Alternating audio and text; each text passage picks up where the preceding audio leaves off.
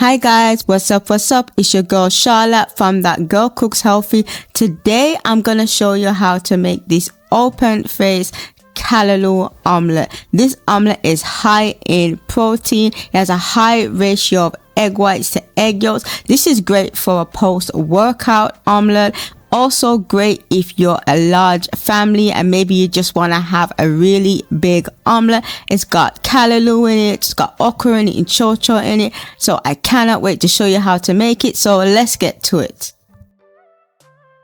So these are the ingredients that you're going to need. As you can see here, I have eggs. So I have majority egg whites to egg yolks, but I will put the actual recipe in the description box. So because it's more of a higher protein recipe, this is a breakfast omelette that I like to make when I finish working out. So it's a post-workout recipe that I wanted to share with you guys. So that is the reason why there's not that many egg yolks versus egg whites. You're also going to need some callaloo. I'm so happy that I was able to get some callaloo from my callaloo hookup, so shout out to you. So yes, I have callaloo, but if you don't have callaloo, if you're not able to get hold of it, particularly if you live in the diaspora where it's more difficult to get the fresh stuff, then I do recommend using kale or spinach. I would recommend kale over spinach because spinach does tend to wilt a lot. So I would recommend getting kale because it doesn't wilt as much as spinach. You're also going to need some chayote as well. I believe some islands call this cristavine as well, or some people call it chayote. Some bell peppers, any color bell peppers will do. I'm using some red and yellow bell peppers, some okra as well. Now I know a lot of people don't like okra, but I have actually fallen in love with it. Trust me, I used to be on the anti-okra train as well, on that bandwagon. I didn't like it, but as I've got older, I've learned to appreciate it more. You're also going to need some onions, some scallion. So in terms of cheese, I typically use vegan cheese in my recipes. This one, because I wanted more of a protein content, I'm actually using lactose-free cheese because I want more of the protein from it.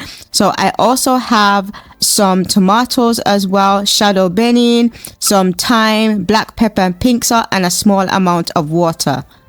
First thing I'm going to do is I'm going to beat the egg whites with the egg yolks. If you didn't watch the beginning of the video, I did mention that this is a high protein recipe, which is the reason why we have a higher ratio of egg whites to egg yolks. And I already prepped the egg whites in advance. So what I mean by that is I removed the eye from the egg whites. So I'm just going to beat that and then put it to the side. So the next thing I'm going to do is just lightly coat a frying pan with some olive oil on medium heat, and then I'm going to add my base ingredient, so that is my scallion and my onion, and just saute them until soft and tender. And I want to just tap in with the frying pan and say that my frying pan, I believe it is 28 centimeters. So you want something around that type of size. The reason why is because this omelette has some height to it, so we want to get that depth to the omelette. So I do recommend using something around about 28 centimeters, or maybe you could get away with 26, but don't use something like over 30 because the omelette is going to be much flatter.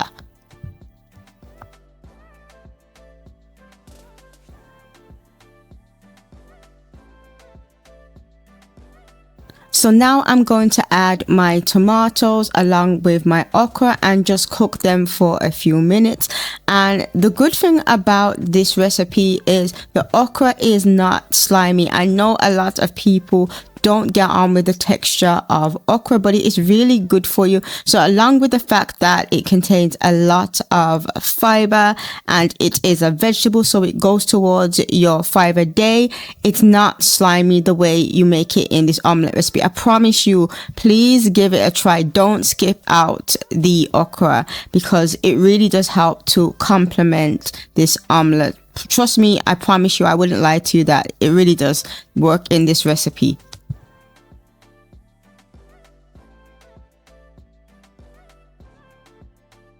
So next you want to add your chayote and your bell peppers, and like I said at the beginning, you can add any color bell peppers. So I'm using yellow and red, but you can use orange or you can use green. It's really up to you. I wanted to use more of colourful bell peppers just to give a bit more color, to the omelette. So you just want to stir them in for a few minutes.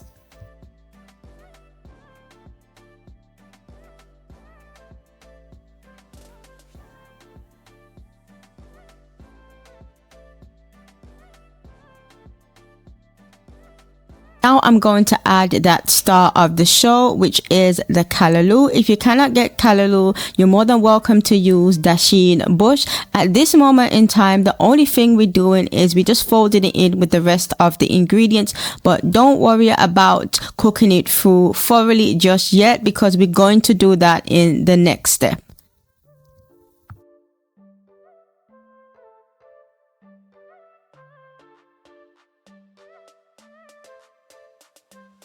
What we're going to do now is we're going to add just a small amount of water to the frying pan, and we're going to put the lid on, and we're just going to steam the vegetables until they're soft and tender, and that's going to take like 10 to 15 minutes.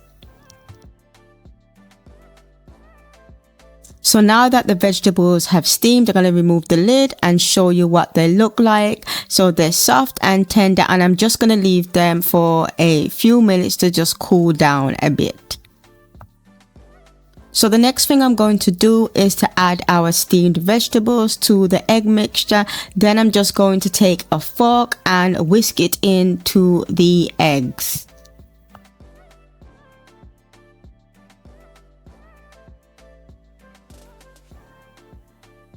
So next I'm going to add my cheese along with my herbs and spices. So that's my shadow benin, my thyme, and my black pepper and pink salt. I like to keep the recipe quite clean, so I don't go overboard in terms of spices. I just like to add more herbs more than anything. It really brings out the flavor.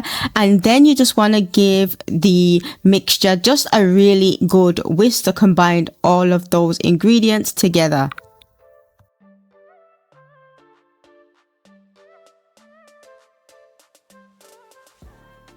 So now it's time to cook the omelette. So as you can see, I'm pouring in the mixture into the frying pan on medium-low heat, and I just want it to cook for a few minutes until the underside is completely cooked.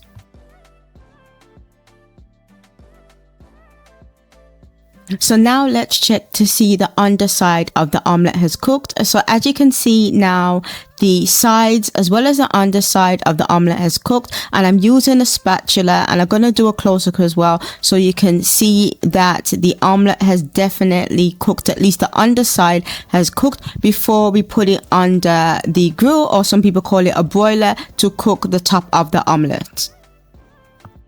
So now as you can see, I've transferred my omelette to my grill, or like I said, some people refer to it as a broiler, and this is a great cooking technique for the top of the omelette to prevent you having to flip it over. So it's going to take several minutes to cook the top of the omelette.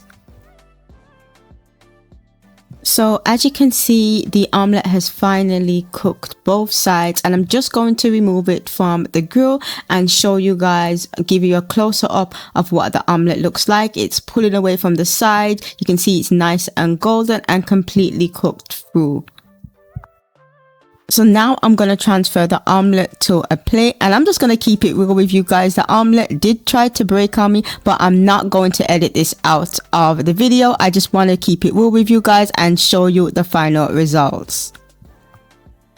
So the only thing I need to do now is to grab myself a knife and slice into this beautiful omelette, and I really want to show you guys what it looks like. It has a really good depth to it. It's almost like a deep pan pizza, but it is an omelette instead. It is a vegetable omelette, or more importantly, a callaloo omelette, because callaloo is a star of the show here. Actually, there's so many vegetables in this omelette that you can really call it just a vegetable omelette. So look at how beautiful the omelette looks. You know, it is going to be more white because we do have a higher ratio of egg whites to egg yolk because it's a high protein omelette. So thank you so much for watching this video.